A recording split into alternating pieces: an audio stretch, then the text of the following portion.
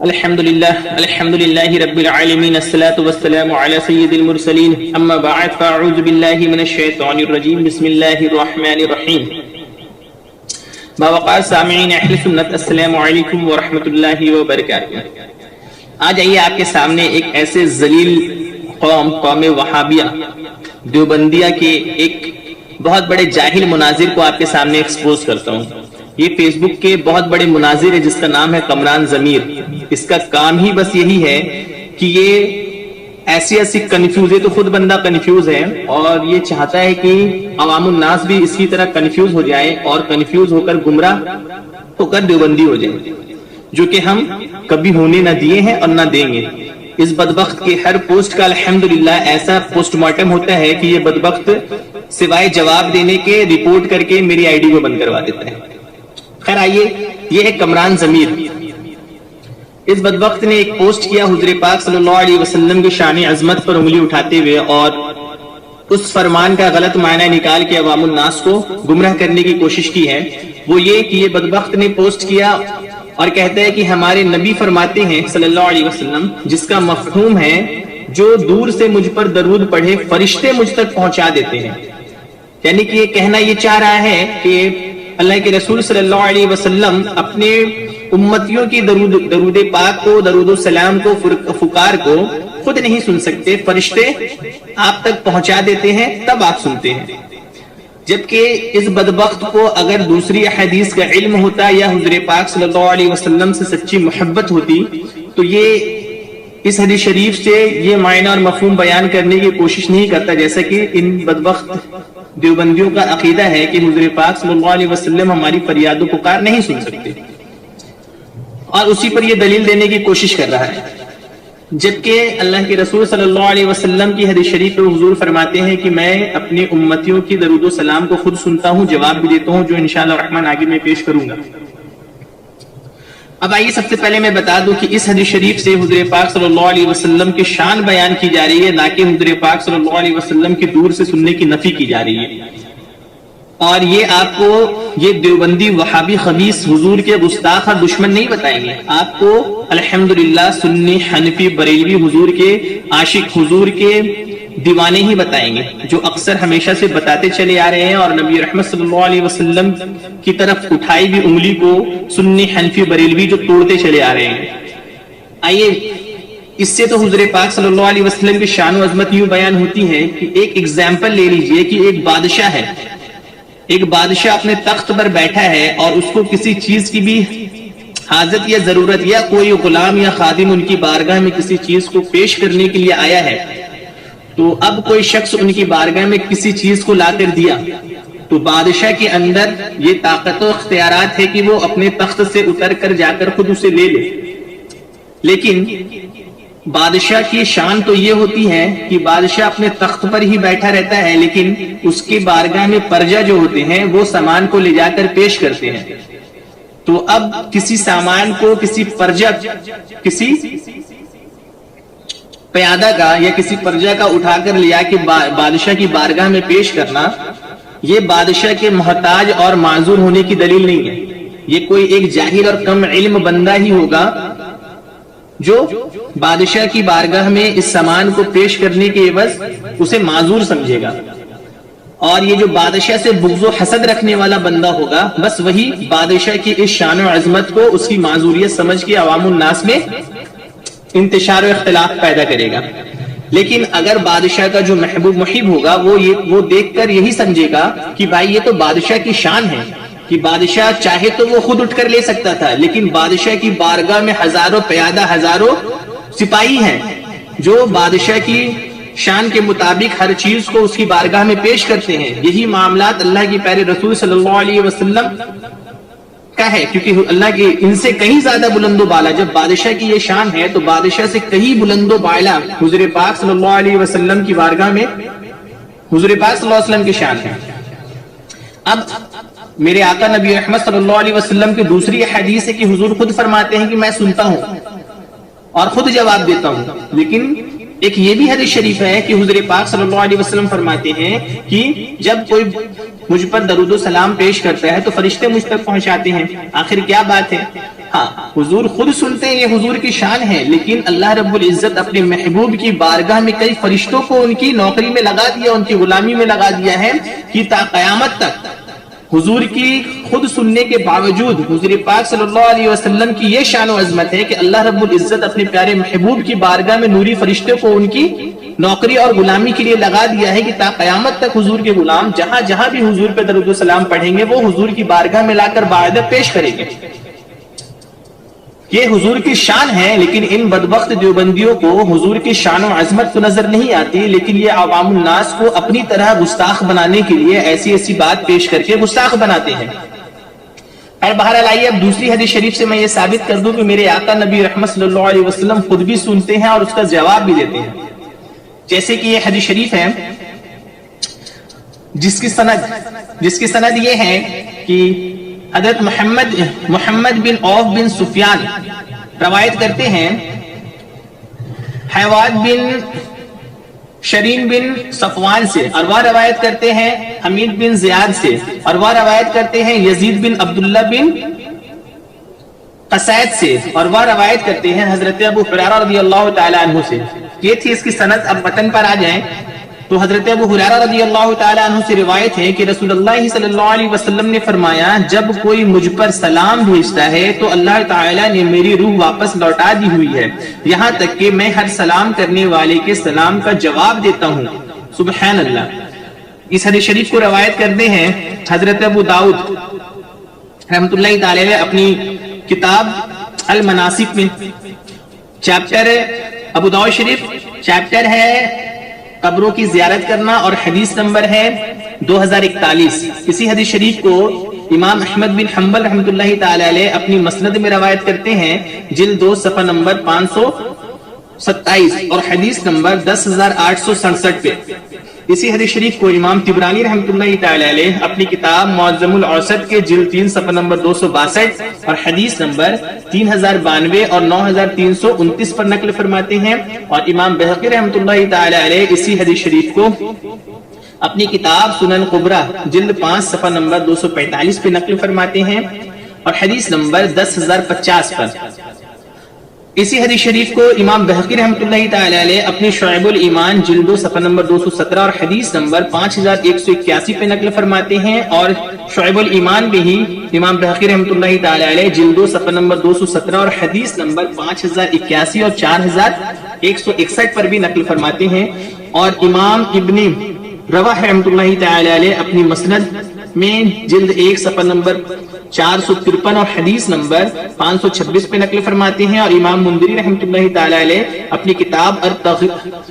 الترغیب والترہیب جلد 2 صفحہ نمبر 326 اور حدیث نمبر 2573 پہ نقل فرماتے ہیں، اور امام حیثمی رحمۃ اللہ تعالی علیہ اپنی مجموع الزوائد جلد 10 صفحہ نمبر 162 پہ نقل فرماتے ہیں، اور امام جلال الدین سیوطی رحمۃ اللہ تعالی علیہ فرماتے ہیں کہ حدیث میں ہے ردہ کا لفظ ہے۔ کیا ہے؟ حدیث میں ردہ کے لفظ موجود ہیں، اور ردہ کا معنی ہے علی الدوام، یعنی کہ پرماننٹلی۔ تو یہاں یہ مطلب نہیں ہوا کہ اللہ تعالی بار بار اپنے محبوب کی روح لوٹاتا ہے اور پھر بار بار واپس لے لیتا ہے، بلکہ یہ مطلب ہے کہ اللہ نے اپنے محبوب کی روح کو لوٹا دیا ہے اور اب وہ زندہ ہے۔ انباء الازکیہ پیج نمبر 11 پر۔ الحمدللہ اس حدیث شریف سے اور اس کی شرح سے یہ بھی ثابت ہو گئی کہ اللہ کے رسول صلی اللہ علیہ وسلم اپنے قبر مبارک میں زندہ ہے، اور اپنی امتیوں کی فریاد، اپنی امتیوں کے درود و سلام کو اللہ کے نبی رحمت صلی اللہ علیہ وسلم خود سنتے ہیں اور جواب بھی دیتے ہیں۔ لیکن یہ بات آپ کو دیوبندی وہابی نہیں بتائیں گے، یہ آپ کو صرف اور صرف سنی، حنفی، بریلوی، شافعی، مالکی، حنبلی یہی بتائیں گے، جو حضور پاک صلی اللہ علیہ وسلم کے غلام اور عاشق اور دیوانے ہیں۔ وہابیوں کا کام تو بس یہی ہوتا ہے کہ عوام الناس میں صرف کنفیوژن پیدا کرنا اور حضور پاک صلی اللہ علیہ وسلم کی شان و عظمت کا انکار کرنا۔ تو اب آئیے آگے دیوبندیوں کی کتاب سے ہم ایک اور دیوبندی کی کتاب سے یہ ثابت کر دیں کہ نبی رحمت صلی اللہ علیہ وسلم مومنوں کے جانوں سے بھی زیادہ قریب ہیں، اور حضور پاک صلی اللہ علیہ وسلم مومنوں کی ہر بات کو سنتے ہیں۔ یہ دیکھیے آپ کے سامنے دیوبندیوں کے قاسم العلوم، جن کو دیوبندی حضرات بہت مانتے ہیں، جن کی گستاخی پر یہ اپنی جان قربان کرنے پہ تلے ہوئے ہیں، اب دیکھیے یہ دیوبندیوں کے گستاخ مولوی جس کے اوپر حکم کفر ہے، یہ گستاخ مولوی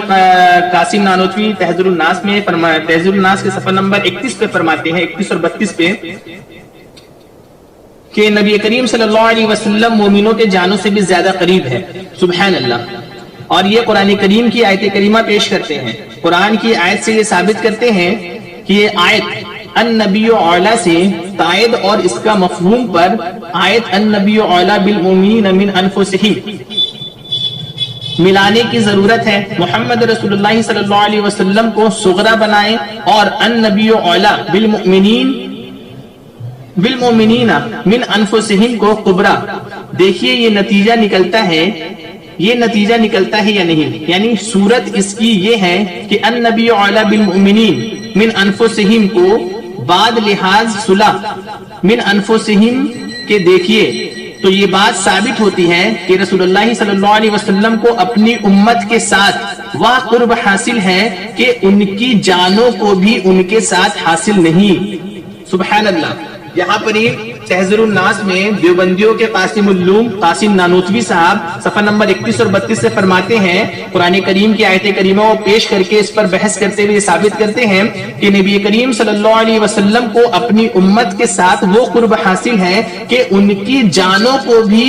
ان کے ساتھ حاصل نہیں۔ سبحان اللہ۔ اس بات سے صاف ثابت ہو رہی ہے کہ نبی رحمت صلی اللہ علیہ وسلم کا مومنوں کے جانوں سے بھی زیادہ قریب ہونا یہ قرآن کا حکم ہے، قرآن کی آیت ہے، اور یہ قرآن کی نص سے ثابت ہے کہ نبی رحمت صلی اللہ علیہ وسلم مومنوں کے جانوں سے بھی زیادہ قریب ہے۔ تو اب ایک بات بتائیے کہ جو شخص مومنوں کے جانوں سے بھی زیادہ قریب ہو، میرے آقا نبی رحمت صلی اللہ علیہ وسلم کو ہم سے وہ قربیت حاصل ہے جو میری جان کو بھی مجھ سے حاصل نہیں ہے، یعنی کہ میرے جسم میں جان تو ہے لیکن جان سے زیادہ قریب میرے آقا نبی رحمت صلی اللہ علیہ وسلم ہے۔ تو اب ایک بات بتائیں، کیا نبی رحمت صلی اللہ علیہ وسلم کو یہ بدبخت دیوبندی اپنے سے بھی زیادہ کمتر جانتے ہیں؟ معاذ اللہ، نعوذ باللہ۔ کیوں؟ وہ اس لیے کہ میری جان سے کئی زیادہ دور فاصلے پر، چاہے 10 فٹ ہو، 15 فٹ ہو، 20 فٹ ہو، اگر کوئی دیوبندی دوسرے دیوبندی کو سلام کرتا ہے یا اس سے گفتگو کرتا ہے یا کلام کرتا ہے تو ایک دیوبندی مان لیجئے کہ 10 فٹ پہ کھڑا ہے، اس کے دوسرے فاصلے پہ 50 فٹ پہ دوسرا دیوبندی کھڑا ہے، اگر وہ اس سے ہم کلام ہوتا ہے تو یہ دیوبندی جو ہے 50 فٹ کے فاصلے پر سے اس کی بات کو سن لیتا ہے، اس کے سلام کا جواب دے دیتا ہے، اس کی گفتگو اور اس کی بات کو سن کر وہ سمجھ جاتا ہے۔ لیکن جب ایک بات بتائیں، جب ایک دیوبندی 50 فٹ کے فاصلے پہ رہ کر ایک دوسرے کی بات کو سن لیتا ہے، سمجھ لیتا ہے، تو پھر میرے آقا نبی رحمت صلی اللہ علیہ وسلم تو اس کے جان سے بھی زیادہ قریب ہے۔ اگر دیوبندی حضرات قرآن پر ایمان رکھتے ہیں تو قرآن کی آیت کے مطابق تو نبی رحمت صلی اللہ علیہ وسلم جان سے بھی زیادہ قریب ہے۔ تو اب ایک بات آپ اپنے ٹھنڈے دل سے ایک بات کو بتائیں کہ کیا جو شخص کے جان سے زیادہ قریب نبی رحمت صلی اللہ علیہ وسلم ہو، وہ اس کی فریاد کو، اس کے سلام کو نہیں سن سکتے، جبکہ اس سے کئی زیادہ فاصلے پہ کھڑا ہوا شخص سن سکتا ہے؟ بالکل، جب نبی رحمت صلی اللہ علیہ وسلم ہمارے جانوں سے بھی زیادہ قریب ہے تو میرے آقا نبی رحمت صلی اللہ علیہ وسلم ہماری ہر فریاد، ہمارے ہر سلام کو سن سکتے ہیں، اور جو شخص اس کا انکار کرے وہ شخص بلا صبح قرآن کا منکر اور کافر ہو جائے گا۔ تو یعنی قمران ضمیر دیوبندی جو ہے وہ قرآن کریم کی اس آیت کریمہ کا منکر اور کافر ہوا۔ اب آئیے آگے دوسری عبارت، اب آئیے دوسرا حوالہ آپ کو دیتے ہیں۔ یہ تو پہلے آپ نے سن لیا، سمجھ لیا کہ نبی رحمت صلی اللہ علیہ وسلم کا اپنی امت کے جانوں سے زیادہ قریب ہونا یہ قرآن سے ثابت ہے، اور مصطفیٰ نبی رحمت صلی اللہ علیہ وسلم خود فرما رہے ہیں کہ میں مومنوں کے درود و سلام کو سنتا ہوں اور اس کا جواب بھی دیتا ہوں، لیکن یہ وہابی بدبخت جو ہے اس کا انکار کرتے ہیں اور نبی رحمت صلی اللہ علیہ وسلم کے شان عظمت میں گستاخی کرتے ہیں۔ لیکن یہی ساری چیز یہ اپنے مولویوں کے بارے میں، اپنے بزرگوں کے بارے میں، اپنے گھر والوں کے بارے میں مانگتے ہیں۔ جیسے کہ آئیے قمران ضمیر بدبخت اور ان کے دیوبندی حضرات کہتے ہیں کہ حضور پاک صلی اللہ علیہ وسلم ہماری فریاد نہیں سن سکتے، ٹھیک ہے، ہماری بات نہیں سن سکتے، کیونکہ حضور پاک صلی اللہ علیہ وسلم ہمارے قریب نہیں، دور ہیں۔ لیکن ان کے مولوی جو ہیں اور ان کے جو گھر کے دادا اور ان کے پردادا اور ان کے جو پیر و مرشد ہوتے ہیں وہ دور و نزدیک سب سے سنتے ہیں. جیسے کہ یہ آپ کے سامنے ہے اشرف السوانے. یہ اشرف السوانے کتاب ہے, اس کا صفحہ نمبر 12 ہے. اس میں اشرف علی تھانوی صاحب اپنے دادا کے بارے میں کیا فرماتے ہیں وہ دیکھیے. اپنے دادا کے بارے میں یہ لکھتے ہیں, اشرف علی تھانوی صاحب فرماتے ہیں کہ شہادت کے بعد ایک عجیب واقعہ ہوا. شب کے وقت اپنے گھر مثل زندہ کے تشریف لائیں اور اپنے گھر والوں کو مٹھائی لا کر دی اور فرمایا کہ اگر تم کسی سے ظاہر نہ کرو گی تو اسی طرح روزانہ آیا کریں گے. لیکن ان کے گھر والوں کو یہ اندیشہ ہوا کہ گھر والے جب بچوں کو مٹھائیاں کھاتے دیکھیں گے تو معلوم نہیں کیا شبہ کریں گے, اس لیے ظاہر کر دیا. پھر آپ تشریف نہیں لائے.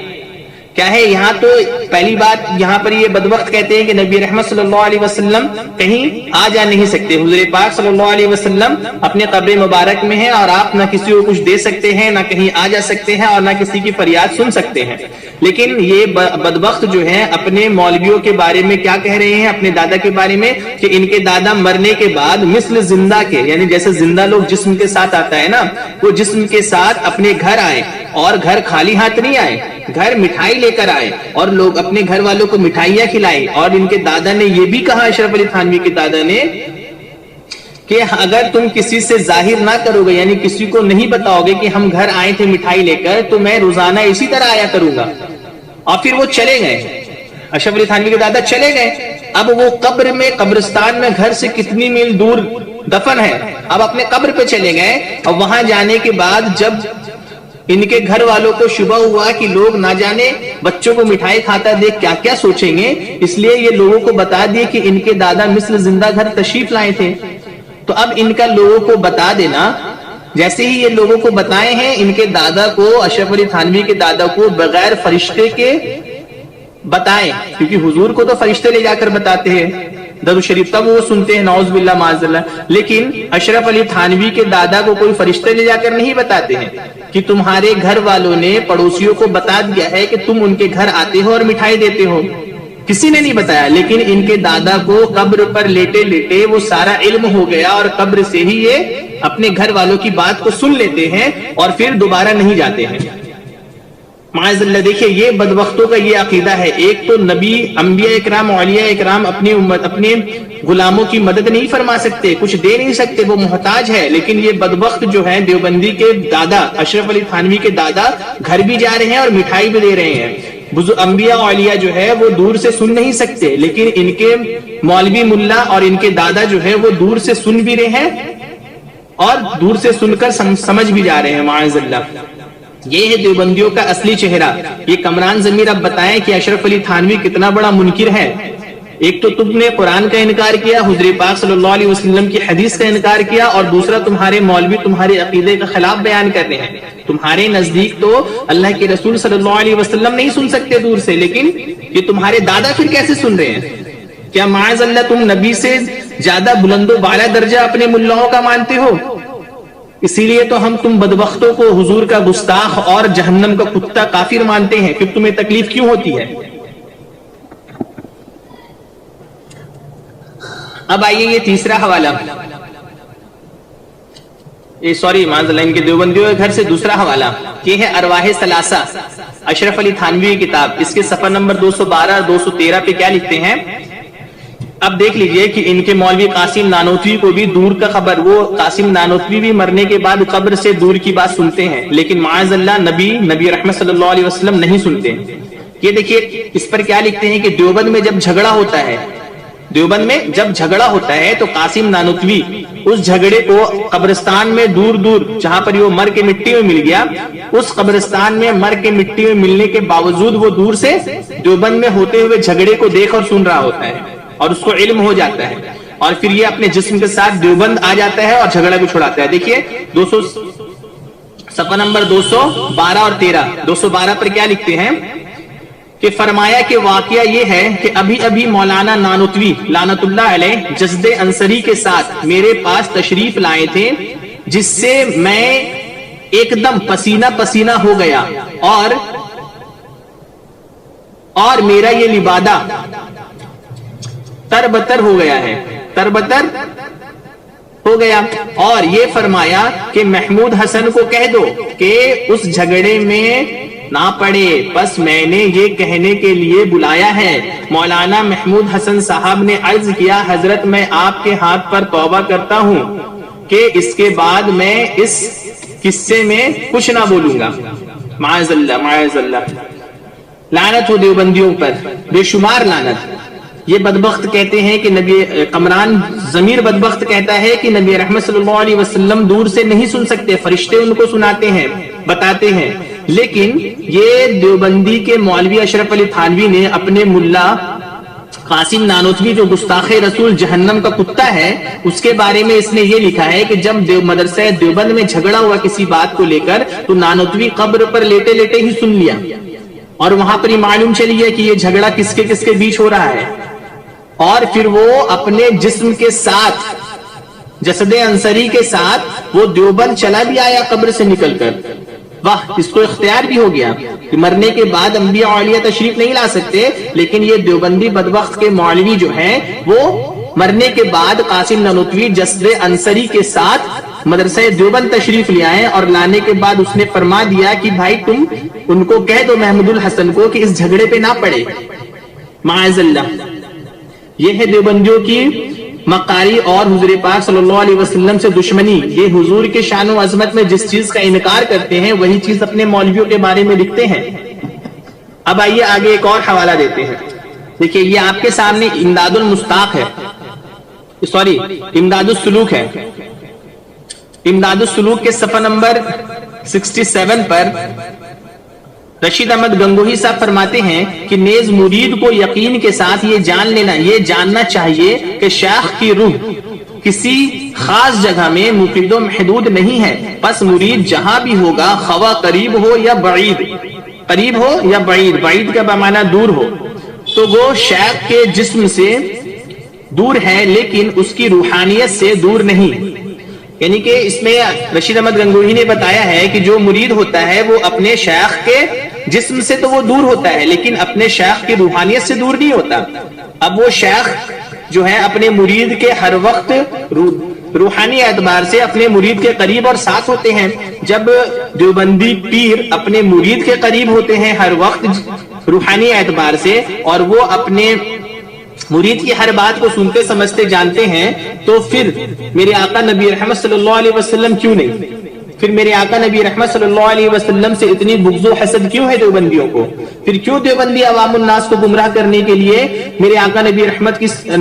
صلی اللہ علیہ وسلم کی شان و عظمت کا انکار کرتی ہے اور وہی ساری چیز اپنے مولویوں کے لیے بتاتی ہے؟ تو میرے بھولی بھالی عوام سے یہ گزارش ہے کہ آپ سکون کے ساتھ اس آڈیو کو سنیں اور سننے کے بعد آپ خود فیصلہ کریں کہ یہ بدبخت دیوبندی کیا مسلمان کہلانے کے لائق ہے؟ کیا یہ نبی رحمت صلی اللہ علیہ وسلم کے گستاخ ہونے کے بعد بھی آپ انہیں مسلمان مانیں گے؟ یہ دیکھ لیجئے آپ کی یہ میرے آقا نبی رحمت صلی اللہ علیہ وسلم کی دن رات حضور کی شان میں توہین بیان کرتے پھرتا ہے، اور جب ان کی کتابوں کو پڑھیے گا انہی تمام چیزوں کو اپنے ملاؤں کے لیے یہ مانتے ہیں اور لکھتے چلے آئے ہیں، لیکن ہماری بھولی بھالی قوم انہیں مسلمان مانتی ہے۔ خدا کے لیے اپنے ایمان کو ان بدبختوں سے بچائیں، اور جو حضور پاک صلی اللہ علیہ وسلم کا گستاخ ہو اس سے سخت نفرت کرے، اس بدبخت سے دور رہے۔ اور تمام حضرات سے گزارش ہے کہ آپ اس ویڈیو کو زیادہ سے زیادہ شیئر کریں، اس لیے کہ لوگ دیوبندی وہابیوں کی ان مکاری اور مکر و فریب سے اپنے ایمان و عقائد کی حفاظت فرما سکیں۔ السلام علیکم ورحمۃ اللہ وبرکاتہ۔